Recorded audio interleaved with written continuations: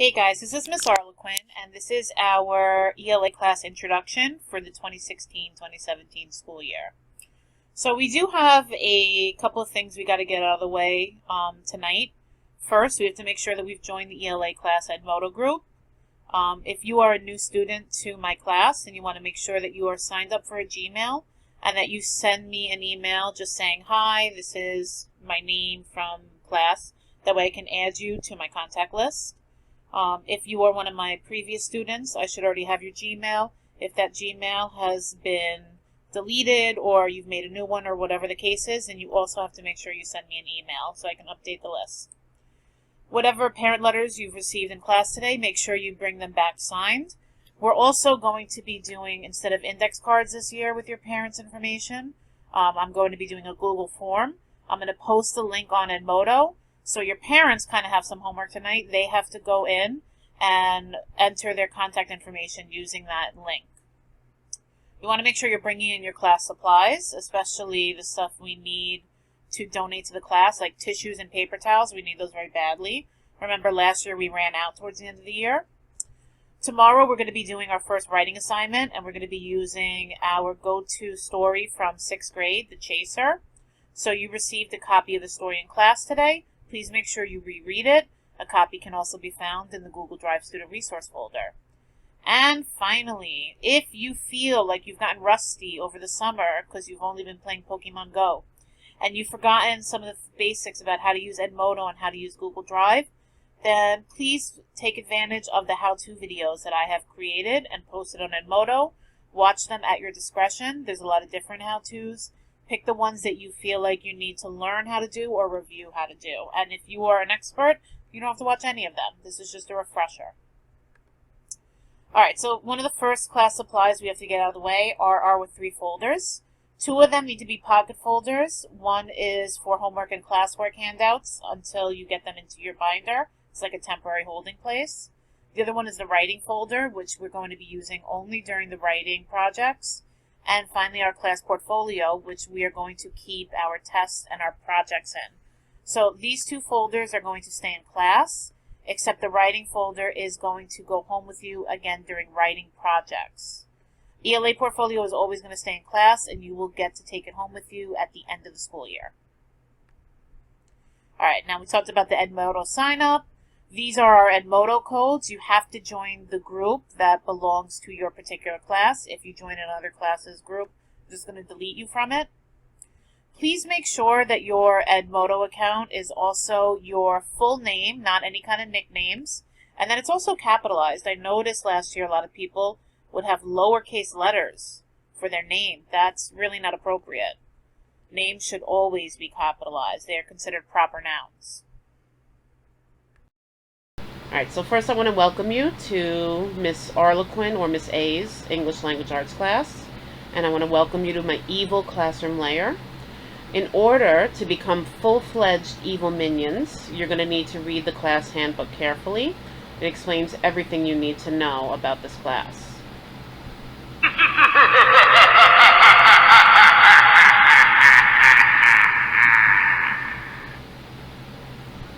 There's a few things that I love. I love movies and I love watching TV. I even went to film school when I was in college. And of course, I love to read. It's one of the reasons why I love ELA and why I love being an ELA teacher. Now, some of you may come into this class loving reading. You might be like mini Miss Arlequins. And others might be coming into this class feeling confused or frustrated about reading.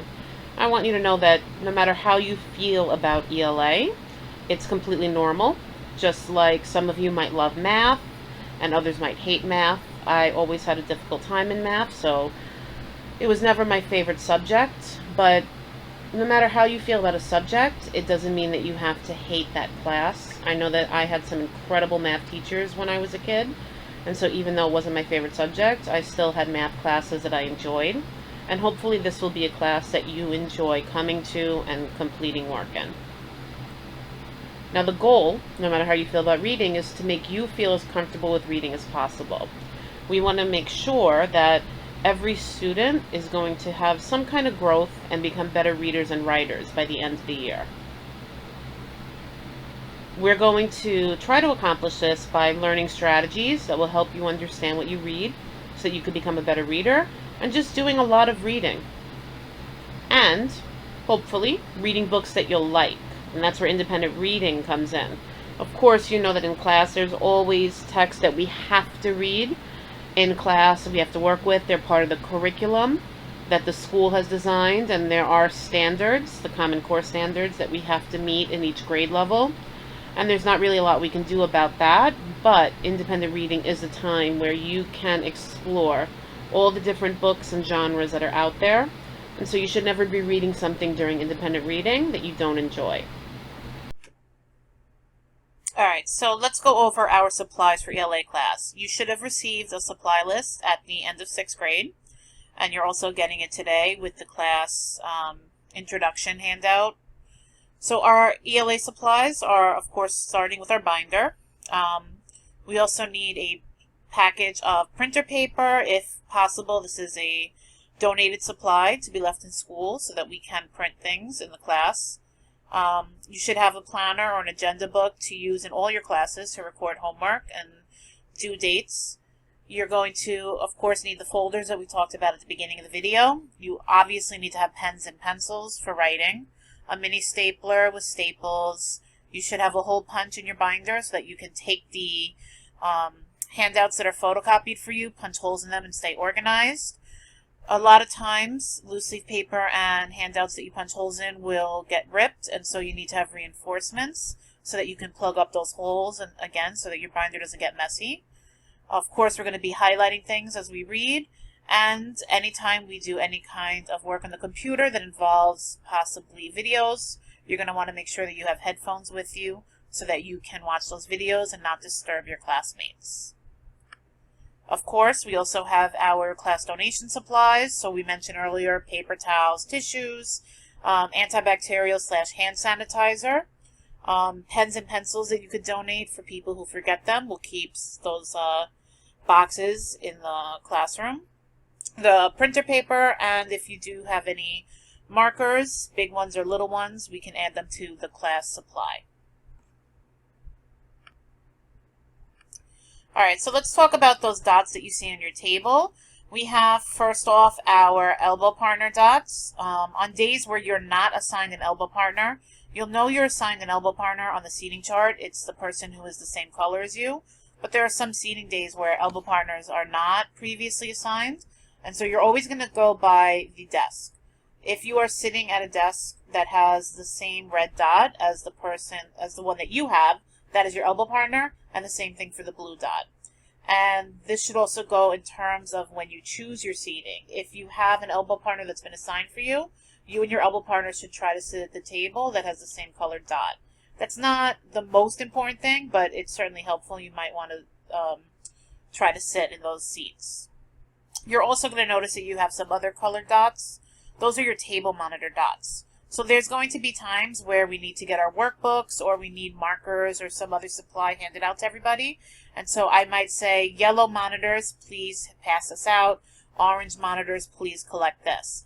That's what these colored dots are for. So don't confuse them. Red and blue are about your partners, and all the other colors are about being a monitor. All right, let's go over our grading policy. First thing that is incredibly important are our performance-based tasks. And this is all of our projects. Independent reading is going to fall into this category. So all of the book reports you complete will count. And this is going to be 40% of your grade. This is going to cover all the essays we work on, any long-term writing projects where we go through the writing process, any reading projects where we make posters for a book that we've read, or digital videos, or write poems. So basically everything that is helping us meet the state standards for writing, and these are all of the assignments that will actually go into your ELA portfolio. Homework is 10% of your grade, and that's going to include your nightly independent reading assignments, your reading response questions, any skills practice, or any lesson extension activities that we're going to have. So all of the work you complete on Edmodo, for the most part, will fall under homework. Classwork is 30% of your grade, and that is all of the assignments that we work on in class. So every little do now, every short response paragraph that you write, all the vocabulary activities, close reading activities, class participation, Socratic seminars. Every little fart that you make in class, I'm going to be grading you on, and that is going to be 30% of your grade. And then finally we have tests and quizzes, which will be 20% of your grade. We'll have vocabulary quizzes, grammar quizzes. We'll have end of the unit tests where I will be assessing to see if you have actually made progress in the skills that that unit has covered. Alright, so now let's go over our class rules. Rule number 1, come to class prepared. Make sure you always have your binder, your books, writing utensils, any handouts that we're going to need for that day. Rule number 2, come to class on time. You want to make sure that when you get dismissed, you are immediately using the quickest route to get to my class. The later you come, the more likely you're going to lose out on really important instruction. Rule number 3, you want to be an active member of our class. So participation is key. You want to make sure that you are listening, you're responding, you're encouraging others to speak, and that you are really trying your best to learn whatever that day's lesson is. Rule number 4, you want to be respectful of your classmates. So you want to make sure that you're not criticizing anybody, you're not being mean, you're not discouraging somebody. We want to have a class community where we all feel comfortable, where we all feel welcome. You want to make sure that you're never talking when other people are talking. That's a big pet peeve of mine. You want to be respectful of your teachers. So again, when I say you don't want to talk when others are talking, that's especially true when I'm talking. Rule number 5, no sidebar conversations. Again, you do not want to be discussing things that do not relate to English language arts. So I don't want to hear conversations about what happened in math class today or what you did over the weekend. There's a time and place for that, but it's not during ELA class. Rule number 6, no electronics in class unless they're ones that we're using for a lesson. So I don't want to see any cell phones out. I don't want to see any iPads out. I don't want to see anything that doesn't have to do with our direct lesson. Rule number 7, stay in your seat until dismissed. Another pet peeve of mine is when I'm talking and finishing up a lesson, and maybe we're doing an exit ticket, and students are packing up. The bell's going to ring. Yes, that is the sign for everybody to get to the next class. However, if we are not done cleaning up or I'm not done speaking, then even though that bell has rung, we are not leaving. I will dismiss you when it is time, and if I'm making you late for the next class, I will make sure that I let the teacher know and I apologize to them. Rule number 8, put the school-wide heading on all work. I have another pet peeve. There's plenty of pet peeves teachers have, and another one is getting schoolwork that A, doesn't have the heading, B, at the very least, doesn't have your name on it. If there's no name, you're not going to get credit. Rule number 9, hand in assignments on time. There is no late work. It is a school-wide policy that your work needs to be handed in on time. Obviously, there are emergency situations that happen. Everybody has family emergencies, medical emergencies that turn up. Those need to be explained with a note from your parent, and a conversation will be had between myself and that student.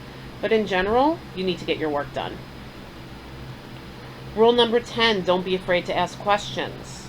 There really is no such thing as a stupid question, because if you don't understand something, even if it's because you didn't hear it explained earlier, you need to ask. Don't sit there quietly and you don't know and you just shrug it off. Stay and ask me after class, or post a question on parking lot, send me an email, post a question on Edmodo. Ask a classmate as you are walking to your next class. Make sure you ask that question. So it's very important to be an active listener in class, and so you want to keep slant in mind. When you are in my classroom, you want to show that you're being an active listener by sitting up straight, keeping your legs under the desk, your arms on top of the desk, having nothing in your hands.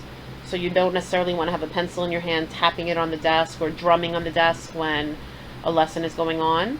And you want to use eye contact. That's a way to participate without actually saying something, because you're letting me know that you're being respectful and you are paying attention and listening. Okay, let's review bathroom policy. Just remember, the policy has not changed. Bathrooms may not be used during first period, during eighth period, the period before lunch, and the period after lunch. And no matter what period, it cannot be used the first 10 minutes or the last 10 minutes. Now, obviously, if it's an emergency, exceptions will be made, but we want to keep this bathroom policy in mind and try not to ask during the times we know the school has determined it's not okay to go to the bathroom. Of course, you also have to sign out whenever you leave the room, and the sign-out book is in the front next to the inbox. All right, finally, let's talk about our swag cards. You'll be getting your swag card on the first day of school. Your swag card is the same as last year. It is going to be used to award you points. The points are going to be paid based on your class participation, your effort. It's going to be a reward system. I'm going to be using Class Dojo once again on the iPad, and there will be student monitors who will be assigning you points in Class Dojo. For every 5 Class Dojo points, you get a point on your swag card.